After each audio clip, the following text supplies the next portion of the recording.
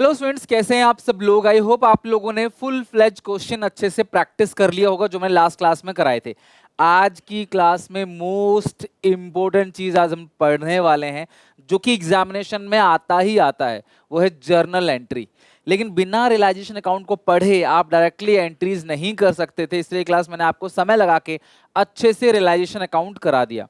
आज हम लोग एंट्रीज देखेंगे और देखना क्लास सारी की सारी एंट्री यहीं पे ही आपको अच्छे से याद भी करा दूंगा, समझा दूंगा। अपनी कॉपी में आप बना बना के एक एक करके एंट्री लिख लोगे और फिर क्लास कुछ क्वेश्चन भी देखेंगे और आगे की आने वाले क्लासेस में हम लोग क्लास इनकी प्रैक्टिस करेंगे अच्छे से। ठीक है, तो आओ क्लास जनरल एंट्रीज की बात करते हैं। एक एक करके अपनी नोटबुक निकाल के ना जितनी भी मैक्सिमम एंट्रीज बन सकती हैं मैं आपको लिखवा देता हूं, फिर हम चलेंगे क्लास क्वेश्चंस के ऊपर। आप सबको पता है कि जो रियलाइजेशन अकाउंट है उसमें सबसे पहला काम बैलेंस शीट से यहाँ पे सारी की सारी लाइबिलिटीज और यहाँ पर क्लास सारी की सारी एसेट्स को ट्रांसफर करना, ये सबसे पहला काम है। प्राइमरी वर्क है जिसको हम लोग बोलते हैं बैलेंस कैंसिल करना या फिर आप इसे बैलेंस शीट खाली करना बोलते हो। अब सारी की सारी क्लास जितनी भी एसेट्स हैं वो यहाँ पे इकट्ठा हो चुकी हैं और जितनी भी लाइबिलिटीज हैं आउटसाइड लाइबिलिटीज वो यहाँ पर इकट्ठा हो चुकी हैं। अब जो मेन काम है वो है एसेट्स को बेचना। तो एसेट्स को जब भी हम बेचते हैं हम यहां क्या लिखते हैं क्लास, बाई बैंक। अगर उस एसेट को पार्टनर ले जा रहा है तो हम बाई बैंक की जगह लिखते हैं by partners capital account. Simple सा क्लास, यहां से आप एक एंट्री बना दोगे लेजर से, क्या, bank account debit to realisation account.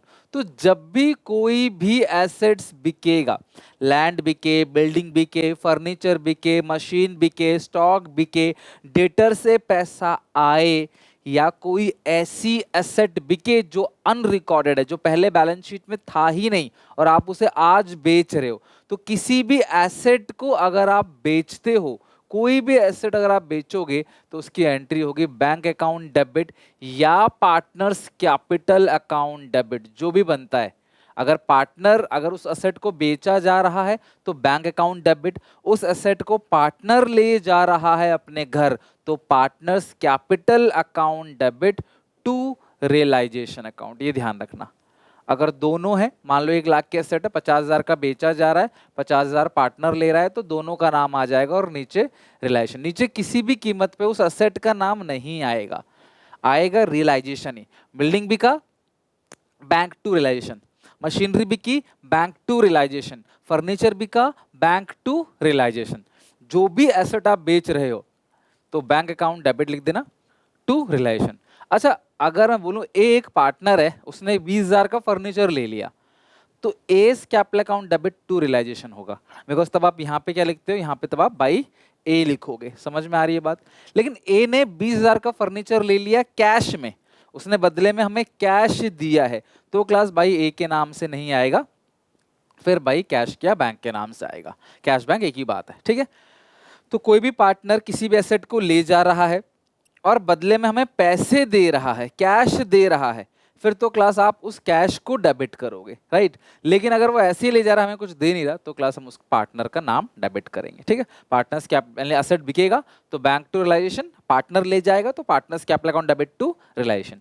इसी तरीके से अगर आप लाइबिलिटीज की पेमेंट करते हो या पार्टनर्स रिस्पॉन्सिबिलिटी लेता है कि मैं लाइबिलिटीज को पे करूंगा, तो एंट्री क्या करोगे class, realisation to bank. Liability की पेमेंट होगी तो एंट्री क्या करोगे, रियलाइजेशन टू बैंक या realisation to partners capital account. ये कब होगा, जब पार्टनर रिस्पॉन्सिबिलिटी लेगा कि मैं पेमेंट कर दूंगा, चलो ये वाला खर्चा, वाइफ लोन की पेमेंट मैं कर दूंगा, या इस फलाना डेट की पेमेंट मैं कर दूंगा, इस क्रेडिटर की पेमेंट मैं कर दूंगा। तो यहाँ पे टू पार्टनर्स लिखते हो। अब उसी को देख के, इसी अकाउंट को देखकर मैं एंट्री बनवा रहा हूँ, मैं कोई याद करने के लिए नहीं बोल रहा। अपने घर पे आप ऐसे एक अकाउंट बना के जो जो चीज अकाउंट में आती है उसकी पोस्टिंग करके देख लेना। तो एंट्री क्या होगी, रियलाइजेशन टू बैंक। लायबिलिटी की पेमेंट अगर आप कर रहे हो तो एंट्री होगी realisation account debit to bank, अगर आप पेमेंट करते हो। अगर वो पार्टनर ले जाता है लायबिलिटी तो आप एंट्री करोगे टू पार्टनर्स कैपिटल अकाउंट, ठीक है। ये आप एंट्री पास करोगे। Being liability paid, being asset realise या being asset taken over by partner, जो भी हो रहा है, being liability paid by partner, being liabilities paid, being asset sold, being cash realise from sale of asset, जो भी लिखना हो लिखो, सेंस वही आना चाहिए, ठीक है। तो ये दो सबसे ज्यादा और सबसे कॉमन पूछा जाने वाला क्लास एंट्री है, ठीक है। आई होप ये दो एंट्री आप समझ गए। अगर बैंक से पेमेंट हो रही है तो बैंक, पार्टनर पेमेंट कर रहा है तो to partners capital account.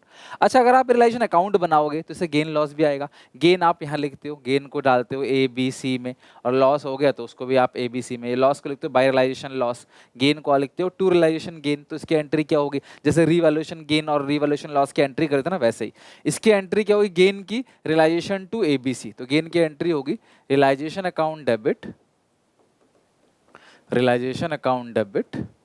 4 entry आपको पूछी जाएंगी और 4 नंबर का क्लास क्वेश्चन बनेगा, बहुत सिंपल, ठीक है। Realisation to A, to B, to C, और एक ही रेशियो होती है इसके अंदर, आपको पता है, कोई ऐसा ओल्ड न्यू सैक्रिफाइसिंग गेनिंग कुछ है नहीं, एक ही रेशियो। लॉस है तो उल्टा हो जाएगा, A debit, B debit, C debit to realisation account. यानी कि प्रॉफिट होगा तो पार्टनर्स का कैपिटल अकाउंट होता है क्रेडिट, और लॉस होगा तो पार्टनर्स का कैपिटल अकाउंट होगा डेबिट। प्रॉफिट आपको पता है कैपिटल को बढ़ाता है इसीलिए क्रेडिट, कैपिटल का बैलेंस क्रेडिट होता है, और लॉस कैपिटल घटाता है इसलिए उसका बैलेंस डेबिट। तो आई होप क्लास ये समझ गए आपको, गेन और लॉस जितना भी है, यहाँ पे गेन है तो रियलाइजेशन टू एबीसी, लॉस है तो एबीसी टू रियलाइजेशन। तो ये हो गई क्लास यहाँ पे 4 कॉमन एंट्री। अच्छा, अगली चीज, बैलेंस शीट में कुछ बांटने वाला आइटम होते हैं। आपको पता है, मैं बार बार बोलता हूँ, हर चैप्टर में 7 आइटम होते हैं। इस चैप्टर में 5 आइटम है, जीआर, पीएनएल, डब्ल्यूसीआर, पीएनएल और एडवर्टाइजमेंट सस्पेंस। तो इन तीनों चीजों को हम क्या करते हैं, पार्टनर्स का जो कैपिटल अकाउंट है उसमें बाई साइड भेज देते हैं ना, by GR, by PNL, by WCR, by side भेजते हैं। तो एंट्री क्या होगी, बाई वाली चीज को हम डेबिट में लिखते हैं जर्नल में, जनरल रिजर्व अकाउंट डेबिट। ये एंट्री आपने पहले भी करी, कोई नई एंट्री नहीं है। General reserve account debit, PNL debit, WCR debit to partners capital account. जो भी पार्टनर है उनकी कैपिटल अकाउंट में क्लास आप इसको एंट्री पास कर दोगे।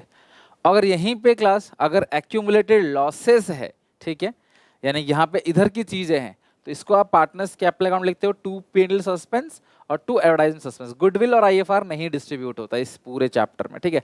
तो एंट्री क्या होगी, partners capital account debit, partners capital account debit to PNL, to advertisement suspense, ठीक है। तो जो डिस्ट्रीब्यूटेड आइटम है इनकी एंट्री तो आप पहले ही करते थे हर एक चैप्टर में, change in PSR, admission, retirement, death, और यहाँ पे भी डिसोल्यूशन में सेम है। बस 2 एंट्रीज, 2 आइटम, चाहे वो इन्वेस्टमेंट फ्लक्चुएशन रिजर्व हो और चाहे क्लास वो गुडविल हो, वो 2 इस चैप्टर में नहीं बढ़ता, तो वो आपने छोड़ दिया। बाकी चीजें इनको क्लास हम थोड़ा सा बाद में पढ़ेंगे, बिकॉज सारी एंट्री एक साथ कराऊंगा ना तो बहुत ज्यादा कंफ्यूजन क्रिएट हो जाएगा। तो अभी आपने ये 5 एंट्री, एक और एंट्री कराऊंगा वो देख लेना। अब ये डब्ल्यूसीआर का ट्रीटमेंट जो आपने पहले पढ़ रखा है ना, इस चैप्टर में थोड़ा अलग है, बताऊंगा आगे चल के डिटेल में। और रियलाइजेशन एक्सपेंस भी, तो आराम से तसल्ली से कराऊंगा इसको, इन दोनों को क्लास अभी रोकना। ये हो गए 5 एंट्री, एक एंट्री और कर लो, पार्टनर सेल्फ लोन। ये आप जानते थे पहले से, राइट, कोई नई चीज नहीं है। आपको लोन अकाउंट का मैंने ट्रीटमेंट भी बता रखा है पूरा का पूरा। अगर बैलेंस शीट में ये लोन है, एज लोन, किस साइड, लाइबिलिटी साइड, इसका मतलब क्या है, पार्टनर ने बिजनेस को लोन दिया था तो लौटा दो, तो इसकी एंट्री क्या होगी, एज लोन टू बैंक, ठीक है। और अगर उसे क्लास एसेट देंगे इस लोन के बदले, तो बैंक की जगह क्लास क्या आ जाएगा, रियलाइजेशन अकाउंट, ठीक है। एसेट दोगे तो रियलाइजेशन, कैश दोगे तो, चेक दोगे तो चेक, या कैश पेमेंट करते हो तो बैंक, और अगर क्लास एसेट्स दोगे तो टू रियलाइजेशन, ठीक है। अच्छा, लोन की एक और एंट्री है, अगर ये वाला लोन है, ठीक है, ये जो लोन है ना, एज लोन, ये बैलेंस शीट में किस साइड है, लाइबिलिटी साइड। लाइबिलिटी साइड का मतलब क्या है, लोन बाई पार्टनर, पार्टनर ने लोन दिया है।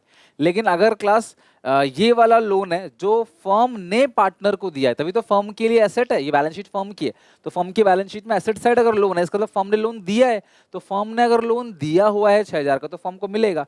तो एंट्री क्या होगी, बैंक टू बीज लोन अकाउंट, इसकी एक ही एंट्री होगी बस।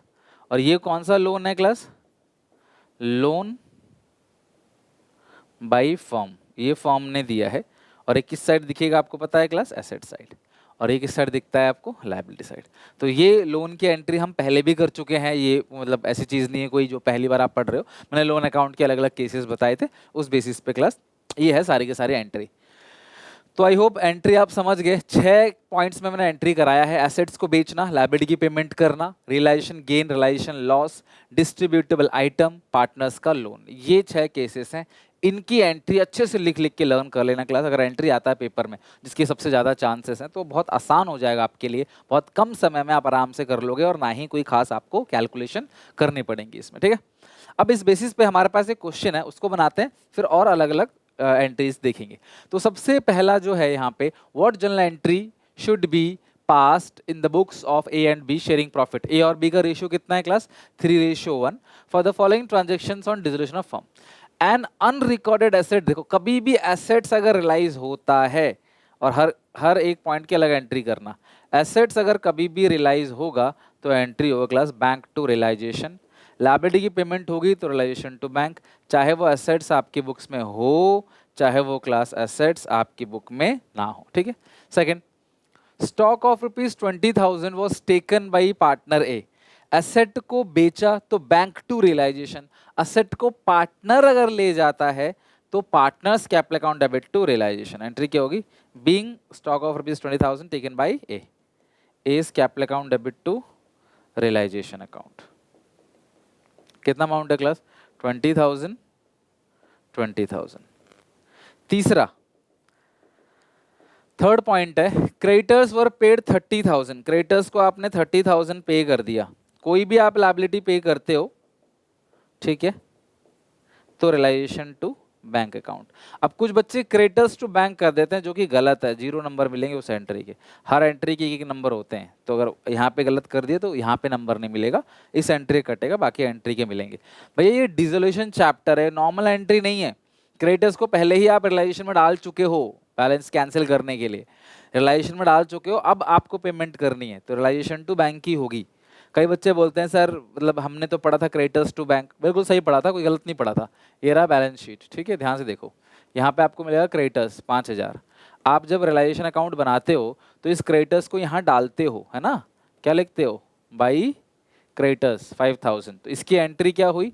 इसकी एंट्री हुई क्रेडिटर्स टू रियलाइजेशन 5,000 5,000। फिर आप इसकी पेमेंट करते हो यहाँ पे टू बैंक, तो फिर एंट्री क्या करते हो? Realisation to bank. तो तुम्हें इसकी एंट्री पास करनी, ये क्वेश्चन ऑलरेडी कर चुका है, ट्रांसफर क्वेश्चन में ऑलरेडी हुआ रहता है, बस आपको एडिशनल पॉइंट की एंट्री करनी है, जिसकी entry realisation to bank, realisation to bank. अब बच्चे बोलते हैं सर ये एंट्री आपने कराई, हमने तो 11th में पढ़ा था क्रेडिटर्स टू बैंक, तो बिल्कुल बिल्कुल सही पढ़ा था, गलत कुछ नहीं है। Realisation credit, realisation debit cut गया, तो बचा क्या? Creditors debit to bank. तो एंट्री है वही, लेकिन क्लास यहाँ 2 एंट्री हो रही है, और इसकी हमें करनी नहीं है, तो हमें यही दिखता है कि हमको लगता है यही सही एंट्री है। तो डिसोल्यूशन में एंट्री रियलाइजेशन टू बैंक होगी, चाहे क्रेडिटर्स की पेमेंट करो, चाहे लोन की पेमेंट करो, चाहे आउटस्टैंडिंग एक्सपेंस की पेमेंट करो, चाहे क्लास बैंक ओवरड्राफ्ट की पेमेंट करो, तो एंट्री बैंक ओवरड्राफ्ट की पेमेंट में भी एंट्री रियलाइजेशन टू बैंक ही होगी। सीयूईटी में सवाल पूछा गया था, तो बैंक लास्ट ईयर ही, तो बैंक ओवरड्राफ्ट में कहाँ पे पेमेंट करते हैं? वो भी रियलाइजेशन टू बैंक की एंट्री होती है, रियलाइजेशन में ही पेमेंट की जाती है, ठीक है। Fourth point, there was a balance of 10,000 general reserve. तो जनरल रिजर्व को बांटने की एंट्री क्या होती है? ध्यान से देखो, रट्टा मत मारो, समझो, बैलेंस शीट में यहाँ होता है, आप बाई जनरल रिजर्व लिखते हो तो एंट्री होगी general reserve account debit to partners. कौन कौन है क्लास यहाँ पे? ए और B, to A to B. तो बैलेंस ऑफ 10,000 जनरल रिजर्व है, तो ये 10,000 है, 3:1, तो 4 से डिवाइड दे दोगे तो क्लास कितना आएगा? 2500, तो ये आएगा 7,500, ये आएगा 2,500, ठीक है। तीसरा और चौथा, पांचवा, ठीक है। पांचवा, there is a vehicle loan, 2 lakh रुपए का लोन लिया था, which was paid by surrender of asset to the bank at an agreed value of 1,40,000 and shortfall was met from the firm's bank account. अब यहाँ पे ना क्लास मैंने आपको एक रूल बताया था पहले भी, और आज मैं डिस्कस भी करूंगा डिटेल में इस क्वेश्चन के बाद, वो ये है कि अगर कोई भी क्रेडिटर बिजनेस के किसी भी assets other than cash, cash तो हर कोई लेता है, अदर देन कैश कोई भी एसेट ले जाता है फुल सेटलमेंट में, तो हमें उसकी कोई एंट्री पास नहीं करनी। लाइक मैंने बैंक से 2 लाख का लोन लिया था, बैंक ने मेरी 2 लाख की कार उठा के ले गए, तो भैया उसकी कोई एंट्री पास नहीं होगी, क्योंकि कार भी खत्म, एसेट भी खत्म और लायबिलिटीज भी खत्म। तो कोई भी एसेट्स अगर क्लास बैंक ले जाता है लोन के बदले, उसकी कोई एंट्री पास नहीं होगी। क्रेडिटर्स किसी भी एसेट को ले जाते हैं, नो एंट्री। तो कोई भी लायबिलिटी बिजनेस के किसी भी एसेट को फुल सेटलमेंट में ले जाएंगे तो कोई एंट्री पास नहीं होगी। हाँ, लेकिन अगर फुल सेटलमेंट में लेके नहीं गए तो हमें बैलेंस अमाउंट की एंट्री पास करनी पड़ेगी। बैलेंस कैश जो हमें मिला या फिर बैलेंस कैश जो हमने पे करा। लाइक यहाँ पे व्हीकल लोन कितने का है क्लास, 2 लाख का व्हीकल लोन है जो हमने पेड किया है एसेट्स को देकर, और एसेट है एक 40,000 की। तो जो भी 60,000 शॉर्टफॉल है, 2 लाख का लोन था, 140 की एसेट ले गए, बाकी 60,000 हमने पे कर दिया। तो जब भी आप पेमेंट करते हो कोई भी, तो एंट्री क्या होगी, रियलाइजेशन टू बैंक। ठीक है, एंट्री क्या होगी, realisation account debit to bank account. कितना अमाउंट है क्लास यहाँ पे, 60,000। तो आपने जो बैलेंस पेड किया या जो बैलेंस रिसीव किया, मान लो ये लोन होता 2 लाख का, एसेट होती 2.5 लाख की, वो 2.5 लाख की एसेट ले गए, तो वो हमें 50,000 रुपए देते, तो एंट्री बैंक टू रियलाइजेशन होती। ओके, तो आप लिखोगे बीइंग बैंक लोन सेटल। ठीक है, बैंक लोन जो है वो सेटल हो गया, व्हीकल लोन सेटल हो गया। तो इस तरीके से 5वें पॉइंट की एंट्री होगी। जो डिफरेंस अमाउंट है ना कैश, बस उसी की एंट्री पास करनी है। मिल रहा है तो बैंक टू रियलाइजेशन, दे रहे हो तो रियलाइजेशन टू बैंक।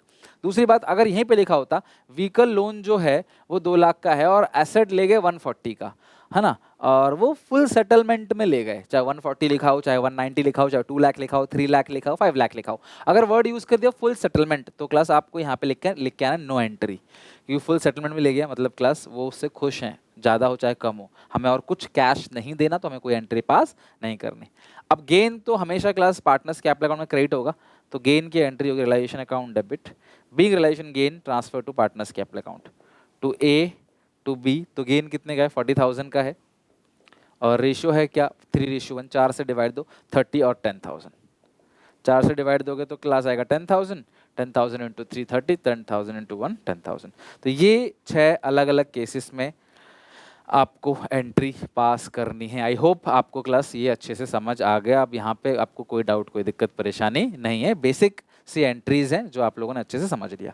चलते हैं क्लास एक और टॉपिक पे। ये मैंने आपको ऑलरेडी डिस्कस कर दिया है कि कोई भी क्रेडिटर या कोई भी लाइबिलिटीज किसी भी एसेट को फुल सेटलमेंट में लेते हैं तो उसकी कोई भी एंट्री पास नहीं होगी। ठीक है, व्हेन लिख लो, व्हेन क्रेडिटर्स या other liabilities took over any assets in full settlement of their credit, then no entry shall be passed। कोई भी एंट्री पास नहीं करेंगे अगर बिजनेस में कोई भी लायबिलिटी किसी भी एसेट को फुल सेटलमेंट में ले जाते हैं तो। अब यहाँ पे कंफ्यूजन क्रिएट होता है। क्या कंफ्यूजन क्रिएट होता है, क्वेश्चन में लिखा रहता है क्रेडिटर्स, ध्यान सुनना, creditors of ₹40,000 take cash 35,000 in full settlement of his claim. तो बच्चे कहते sir no entry, full settlement. अरे भैया फुल सेटलमेंट तो है लेकिन वो कैश ले रहा है तो एंट्री करनी है कैश की, रियलाइजेशन टू कैश या बैंक 35,000 करनी पड़ेगी आपको एंट्री, या जो भी पेमेंट कर रहे हो 38 35 जो भी उसकी एंट्री पास करनी पड़ेगी। यहाँ पे अदर देन कैश बोला है, लाइक वो बिल्डिंग ले जाए, मशीन ले जाए, फर्नीचर ले जाए, उसकी एंट्री नहीं करनी। कैश तो देना ही था क्रेडिटर्स को, और क्या देते उसको, कैश ही तो देते ना, और थोड़ी कुछ उसको देते, कैश ही देते। तो सिर्फ फुल सेटलमेंट वर्ड मत देखो, अगर उसे कैश दिया जा रहा है फुल सेटलमेंट में तो कोई एंट्री पास नहीं करना। कोई बिल्डिंग मशीन फर्नीचर अगर दिया जा रहा है तो हम एंट्री पास करेंगे। ठीक है, चलो अच्छा, in case any cash is received और paid to creditors then that entry should be passed, that entry should be passed। ठीक है, अब अगर कैश रिसीव करोगे तो एंट्री क्या होगी, पैसा अगर आपको मिल रहा है, मान लो 2 लाख की मशीन थी, कर्जा सिर्फ 180 का था, वो 2 लाख की मशीन ले लिया तो 20,000 रुपए हमें देगा, तो बैंक टू रियलाइजेशन। ठीक है, और पेड अगर है तो रियलाइजेशन टू बैंक, और हमने यही तो किया अभी, ये ध्यान रखना। तो जो भी मान लो कि एक जैसे अभी वाले केस में 2 लाख के क्रेडिटर्स थे, 140 की व्हीकल थी हमारी, 2 लाख का लोन था, 140 का व्हीकल, 60,000 हमें और देने पड़े, तो रियलाइजेशन टू बैंक, और लेंगे तो बैंक टू रियलाइजेशन। और अगर फुल सेटलमेंट में दोनों का निपटारा हो गया तो ना कुछ देना ना कुछ लेना, नो एंट्री। तो सिर्फ कैश की ही एंट्री पास करनी होती है, बाकी चीज की एंट्री नहीं पास करनी। अब इसके कई सारे क्वेश्चन बनाते हैं, इसको लिख लो पहले वीडियो पॉज करके आप। अब इस बेसिस पे सवाल बनाते हैं, ठीक है। तो सबसे पहला, क्रेडिटर्स ऑफ रुपीज, आपको 3 अलग अलग केसेस में एंट्री पास करनी है। पहला केस है क्रेडिटर्स कितने के हैं, 42,500 के, एक्सेप्ट किया है 20,000 कैश और फर्नीचर 21,000 इन फुल सेटलमेंट। तो ये फर्नीचर की एंट्री हम नहीं कर रहे हैं जो फर्नीचर लिया है, लेकिन 20,000 कैश दिया है तो कोई भी पेमेंट होती है तो एंट्री एक ही होती है, रियलाइजेशन टू बैंक, और कोई भी पैसा मिलता है तो बैंक टू रियलाइजेशन। तो कितना है क्लास, कितनी पेमेंट करी है आपने, 20,000, तो सिर्फ उसी की पेमेंट करेंगे, being 20,000 paid to creditors. B, creditors 32,000 का है, दे एक्सेप्ट मशीनरी 36,000 की in settlement of their claim. अब यहाँ पे कहीं भी लिखा नहीं है बैलेंस के अमाउंट के, वो ले लिया है settlement of their claim, claim के सेटलमेंट में ले लिया उन्होंने, तो भैया इसकी कोई भी एंट्री पास नहीं होगी, क्योंकि ये क्लास सेटलमेंट में ले लिया उन्होंने। भैया बोला कि भाई 36,000 की मशीन दे दो, 32,000 कर्जा खत्म हो जाएगा, ठीक है, जब कंपनी मान गई तो हमें क्या दिक्कत है, हमें क्या परेशानी है, ठीक है। नो एंट्री लिखना पड़ेगा, लेकिन आपको खाली मत छोड़ देना, टीचर को लगेगा आपको आता ही नहीं। क्रेडिटर्स 270 का है, बिल्डिंग है 360, paid cash to the firm, उसने हमें पैसा दिया है तो यहाँ पैसा आया है, बैंक टू रियलाइजेशन। कितना आया है, 90,000, जितना पैसा आया है उतना ही लिखेंगे जितना भी आया है, bank to realisation, being cash receive from creditors, ठीक है। तो ये एंट्री इस तरीके से पास होगी, कभी हम उसे पैसे देते हैं, वो हमें पैसे देता है, तो एंट्री पास करेंगे। फुल सेटलमेंट में, यानी कि सेटलमेंट में ले लिया, एक ही बात है, फुल नहीं लिखा तो भी यहाँ पे है तो सेटलमेंट ही ना, सेटलमेंट में हो गया तो भैया उसकी कोई एंट्री नहीं होगी। एक और क्वेश्चन है, और एंट्रीज के लिए बहुत अच्छा क्वेश्चन है, तो आप ध्यान से समझना क्लास। एक एंट्री का ना आज एक अच्छा बेस आप लेके जाओगे अपने पास। Past journal entry in the following dissolution of partner Mohan so after various asset and outside liability have been transferred to realization account। क्या लिखा है क्लास, मैंने आपसे कहा था ना, जब मैंने आपको एंट्री सिखाई थी बनाना, मैंने क्या कहा था कि ये जो रियलाइजेशन अकाउंट है, इसमें जो ये ट्रांसफर करते हैं ना एसेट्स को और लाइबिलिटी को, ये तो क्वेश्चन खुद ही कर देता है। आपको सिर्फ एडिशनल पॉइंट में कौन लाइबिलिटी कितने की पेमेंट हुई, कौन एसेट कितने का बिका है, उसकी एंट्री पास करनी होती है। तो बैलेंस शीट में ट्रांसफर हो रखा है और ये लाइन उसी को क्लास रिकॉग्नाइज कर रहा है। Mohan Sohn, after various assets other than cash and outside liability have been transferred to relation account। सारे एसेट सारी लाइबिलिटी ट्रांसफर हो चुकी है, उसके बाद आपको ये एंट्री पास करनी है, ठीक है। तो लिखा मोहन टुक 50% of stock at discount of 20%। Mohan ने आधा स्टॉक ले लिया 20% डिस्काउंट में, रिमेनिंग स्टॉक जो है 30% कॉस्ट में आपने बेच दिया। बहुत ही बढ़िया एकदम पॉइंट क्लास निकल के आया है। एक बार इसको पहले बनाते हैं अच्छे से और फिर क्लास इसकी एंट्री पास करेंगे। ध्यान समझना, स्टॉक है कितने का, कितना, अगर आप इसे सिंपल रखोगे ना तो बहुत सिंपल बनेगा। ये 4 लाख का स्टॉक है, मोहन ने आधा स्टॉक ले लिया, तो आधा आधा कर दो, 2 लाख 2 लाख, सब कैलकुलेशन वर्किंग नोट या रफ में कर लेना आप। तो ये 50% स्टॉक जो है मेरे हिसाब से जनरल एंट्री में सब कैलकुलेशन रफ में करना, सिर्फ मेन एंट्री पास करना, वो भी पूरा फॉर्मेट बना के एंट्री पास करना पड़ेगा नरेशन के साथ। 50% स्टॉक ले लिया 2 लाख, 20% डिस्काउंट, 2 लाख का 20% कितना बनता है क्लास, 40,000। तो 2 लाख में से 40,000 जाएगा तो 1,60,000 रुपए का स्टॉक मोहन ले लेता है। रिमेनिंग जो बचा स्टॉक वो 2 लाख का बचा है, लेकिन वो प्रॉफिट में बिका है, तो प्रॉफिट मतलब प्लस 2 लाख का 30% कितना बनेगा, 60,000, तो ये कितना बन जाएगा 2,60,000। इसकी जो एंट्री पास करोगे, एसेट बिकता है तो बैंक अकाउंट डेबिट, कितने का बिका है, 2,60,000 का, ठीक है। 2 लाख का बचा था आधा स्टॉक, 30% प्रॉफिट में बेच दिया, 2,60,000 आ गया। अब जो बाकी 160 है वो मोहन ले गया, तो उसको मोहन के नाम से डेबिट करो। एसेट बिकता है तो बैंक टू रियलाइजेशन, पार्टनर लेगा तो partners capital account debit to realisation, कितना है 160, टू रियलाइजेशन 420, ये आएगा 4,20,000, 2 3 और 4 20, ठीक है। तो ये पहली एंट्री। आई होप क्लास पहला वाला पॉइंट बहुत अच्छा पॉइंट था, ये एंट्री में भी आ सकता है, अकाउंट में भी आ सकता है, तो आप आराम से समझ गए, आप आराम से बना लोगे। बी पार्ट पे आते हैं। डेटर्स 264 का है, provision for 24,000, 48,000 book debts prove bad. अब सुनो, आपको कभी भी जो प्रोविजन लिखा रहता है उससे मतलब नहीं है।